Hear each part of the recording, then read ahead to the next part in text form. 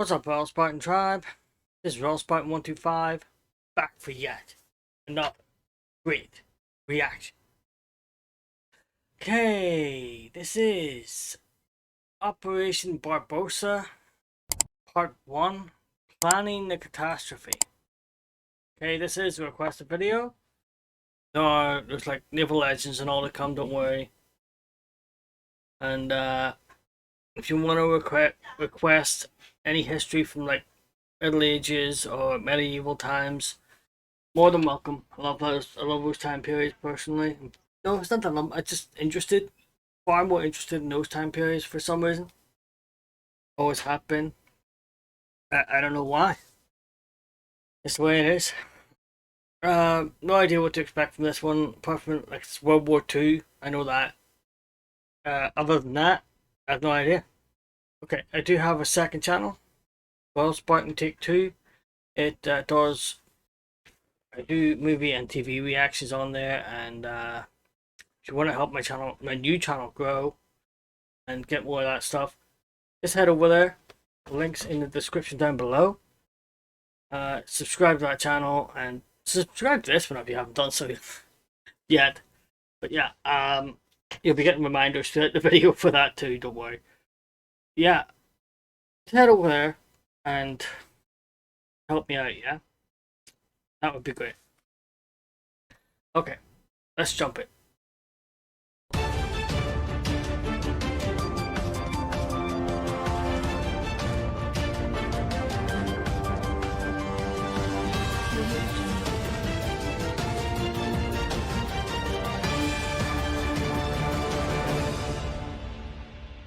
Okay, I'm getting stoked for this one because that intro was great. That was a good intro. Very, very professional looking intro. Yes, so here we go. So it appears, based on the latest gossip from the Reichstag, that preparations for the invasion of the Soviet Union are now underway. In a press conference, Chief of Staff Franz Halder neither confirmed or denied this being the case, but did mention that the previous template used in France and Poland of a hard-hitting, fast, short campaign would be used. The discussion was cut short, though, when one reporter raised his hand, questioning the wisdom of this, as the Soviet Union is a much bigger country and this may not work. This question went unanswered and no more were allowed to be asked. A hot mic did pick up a few lines from staff, with the only intelligible lines being, "Who cares how big it is? They're just Slavs. How hard could they fight back? I guess only time will tell." I mean, surely they're going to plan this out thoroughly, right? They're not just going to bank on them giving up, right? Okay, obviously he's pretending to be a German newscaster or whatever, right? During World War II, which is kind of risky, I suppose. But yeah, no, I'm enjoying this one so far. You know, it seems to be interesting. The way he's going about it is very interesting. Okay. With this imminent conflict quickly approaching, only time will tell. I mean, surely they're going to plan this out thoroughly, right? They're not just going to bank on them giving up, right? With this imminent conflict quickly approaching, the German war economy is going to have to be on its front foot to keep up with material production to continue the war effort. For more, we go to our man on the ground, Heinrich, who is in a German munitions factory. Heinrich, can you hear me? It appears he's been called up with the rest of the factory workers to go fight in the campaign. So I guess, yeah, this thing does need to end quickly. Can we get another guy out there? All of them? Okay.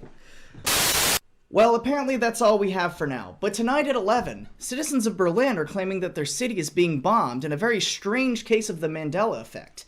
Even though Reichsminister Goering promised that this could never possibly happen. So how can they be so mistaken?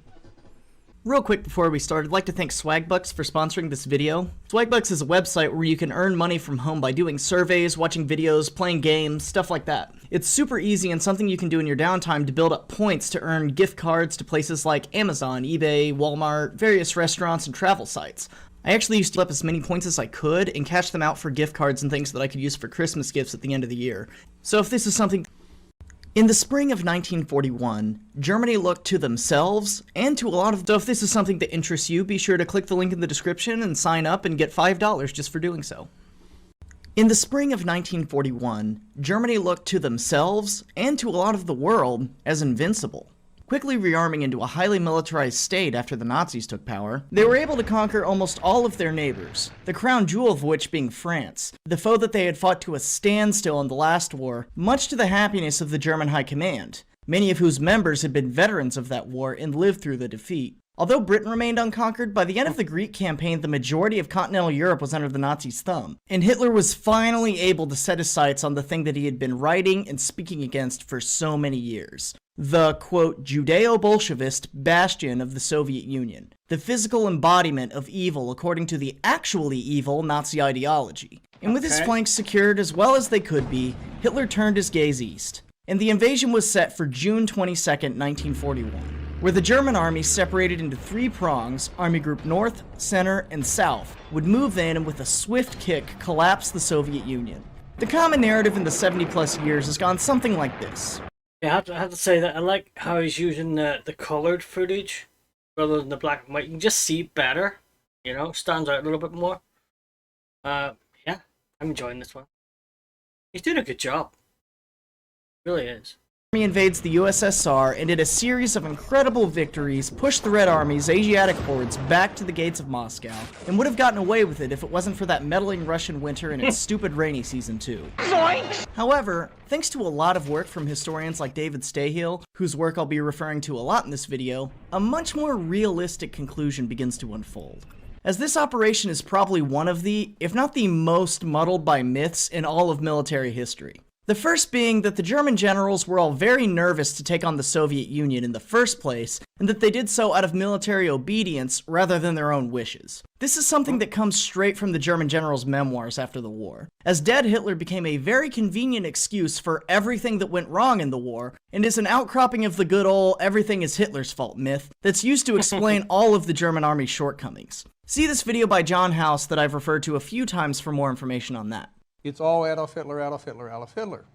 The reality is that it was actually France, not the Soviet Union, that made the German commanders so nervous. German generals in World War II very much had their heads still in World War I. Most of them were veterans in that war, and Hitler's message of the stab in the back really resonated with their feelings of humiliation at the loss of that war, something very well documented by Rob Citino. In World War I, France was unable to be conquered by the German forces, and when it was proposed again to be invaded by Hitler, although German commanders liked the idea, they were understandably nervous about getting involved in another potentially 4-year-long attritional war. Once France had been beaten, and so quickly at that, the Soviet Union didn't seem such a daunting task, as Russia had been defeated in 1918.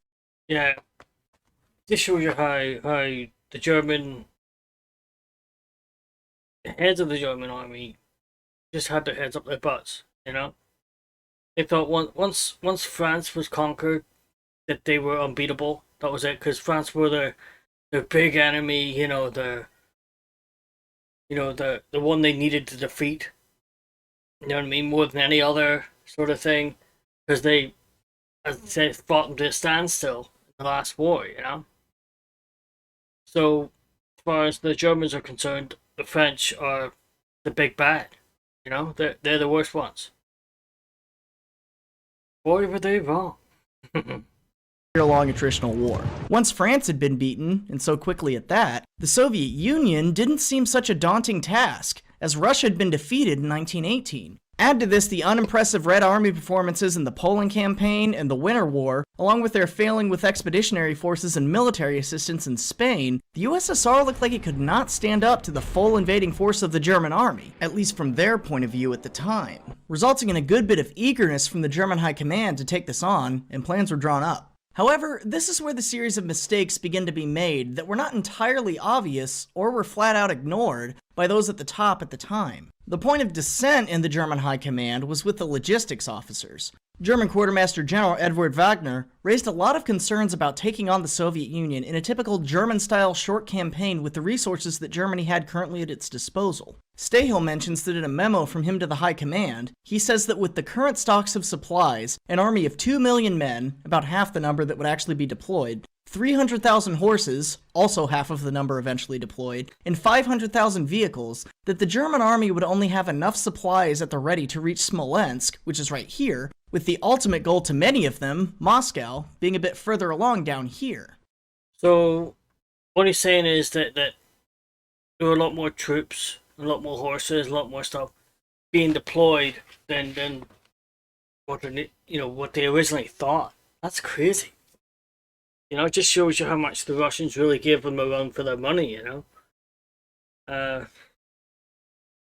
mean, you take it, the Germans just weren't ready for the terrain and the weather, for Russia. Of course, they were thinking maybe if they got to was it Smolensk or something, was it? I have a problem pronouncing that word. But yeah, if they got to there, then maybe they'd be able to get supplies and things there. Take supplies that were from the land and stuff, from the people, maybe. I don't know. It's interesting, though. It really is. Okay.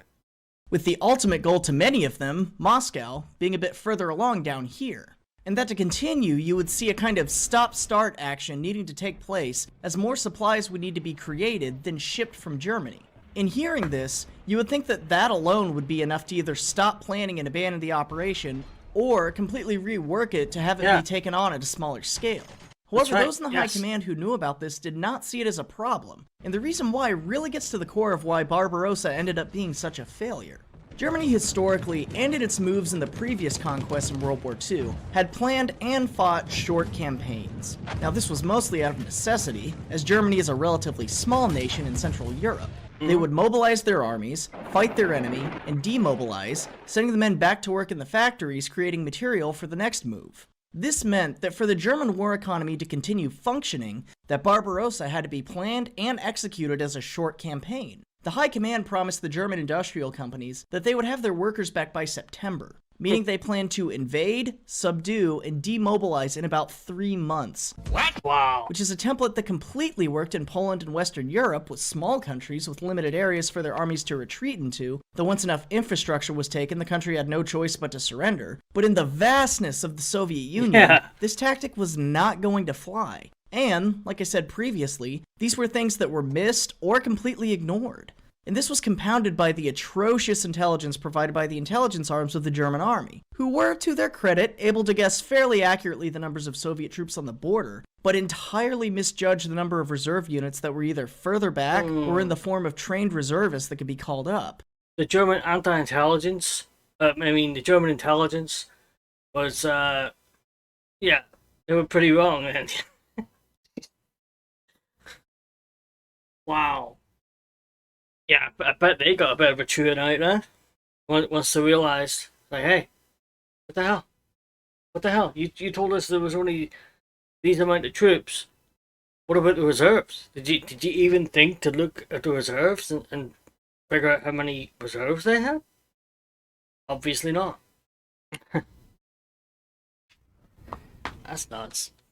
It's a scary thought though that if the intelligence part had been on par, what would it have been like? What would the Germans have had a better chance of winning if they'd known, if they expected it? Of reserve units that were either further back or in the form of trained reservists that could be called up. Intelligence gathering was difficult because the Soviet Union was a closed country, so reliable information was hard to come by. But in the previous decades, lots of German officers had worked and trained in the Soviet Union on modern weapon systems, such as tanks to get around the Versailles Treaty, and would have had at least some knowledge as to what the numerical capabilities of the Red Army were. But according to Stayhill, none of them were even questioned about this in the preparations for the invasion. So we have a template created for Western Europe that will work on small countries, being applied to the vast Soviet Union. Problem number 2 on top of this is that the German invasion lacked any sort of grand strategy.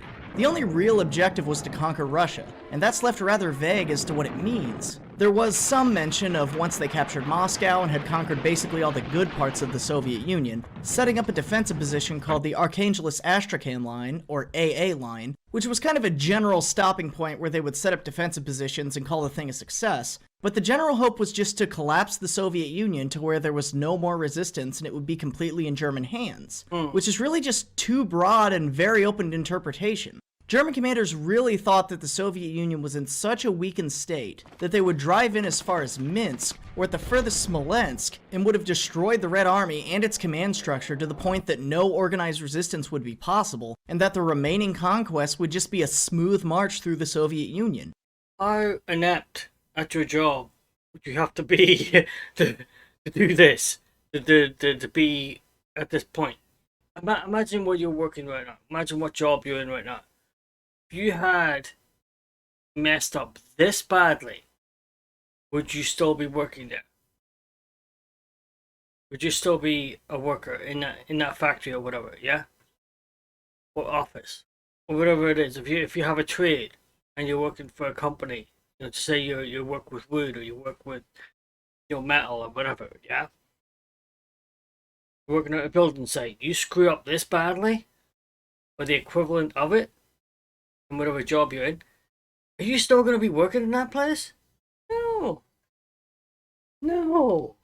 Command structure to the point that no organized resistance would be possible, and that the remaining conquest would just be a smooth march through the Soviet Union, hence the rather short deadlines. And the potential problems to do with lack of supplies and potential lack of ability to transport those supplies as they got further and further away from their jumping off point would be mitigated as resistance would be small and sporadic, so large quantities of ammunition and replacements would not be required. The most outstanding thing, though, is that the Germans have absolutely no contingency plan for if things don't work out like this. They are literally assuming that they are so good that after their initial operations, their enemy is not going to be able to recover and that they'll just give up. And they're confident enough in this that they 100% plan for it. And knowing this, a lot of the things that we'll discuss later on begin to make a lot more sense. Now, unlike Kursk, Barbarossa is way too big of a topic to fit into just one video. And within the next month, I'll be putting out a part 2 that I will go into what happened during the operation and the results of the planning.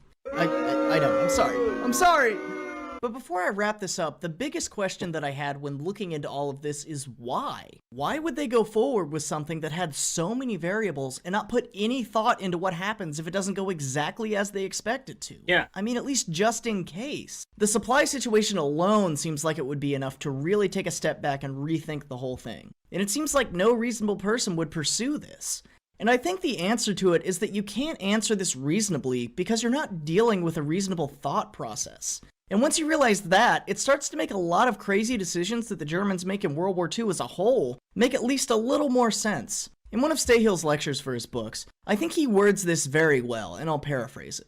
He says basically, what does Hitler always talk about in his writings and in his speeches? He's always talking about the triumph of the will. That the way he went from a corporal in the German army in World War I to the leader of the Third Reich was his willfulness to do it and his refusal to give up. And this all ties into the Nazi ideology that I've been mentioning. According to their hierarchy of the races and all the other lunacy that they subscribe to, the superiority of the German people means that their will, their ability to press on and refuse defeat, is in and of itself what will drive them to victory. And that really, to a ludicrous extent, regardless of the circumstances, this intrinsic part of them that they claim to have will defy the odds and bring victory against the other subhumans that just don't possess this. And we really see this play out once the operation launches and the Germans take on this thing that they're under-equipped and under-prepared to do. But all this is to say that you can't really look at it logically. You kind of have to look at it through this warped ideology and keep their crazy view of the world in mind. And that's where I think I'll leave it for part 1. I'm really sorry to split it up like this, and I know the really fun stuff is actually talking about the operation and how it went down, and I hope to have part 2 out at least within the coming month, so we can see how all of this, let's go with unique planning worked out for the German army. And not to spoil anything, but, well, you know how it goes. Yeah. Okay, that is the end of the video. That was interesting. Yes, I know there's 4 parts. I have all 4. And I'm going to do part 2 straight after this because that actually interested me a lot more than I thought it would. I enjoyed it. I love the way he did it. I love the way he pretended to be like a German newscaster at the start and stuff. That was pretty cool. And then he just sort of broke off to just giving us the facts. Yeah, I love the footage he used. I think, was that the Peter Jackson Well, I think it was Peter Jackson, wasn't it? That did like renewed all the footage and stuff and put color on it, all that kind of stuff. Yeah, so he did a good job. If that was his stuff, I only seen like samples of it before. I haven't really delved into it. I'm not really interested in World War One or World War Two sort of era. It's more before that, like 1800s back, you know, with the Middle Ages or medieval times being my favorite sort of thing to delve into. It's just because like growing up and like Robin Hood and all that, and movies and things. You know what I mean? I just got more interested in stuff like that. So if you have videos from that era, from those eras that you want me to do, go ahead. Please do, because as I say, I'm far more interested in that, to be honest. I'll have to try and do more of those history sort of ones. And yeah. So I really enjoyed this. I'm gonna do part 2 next. And I hope you liked it. Hope you liked my reaction. And if you want to head to my second channel, which is RoyalSpartan Take Two, and subscribe to my channel there, that'd be great. That really helps me out and kind of let it grow a bit, hopefully. Until next time, I am out of here.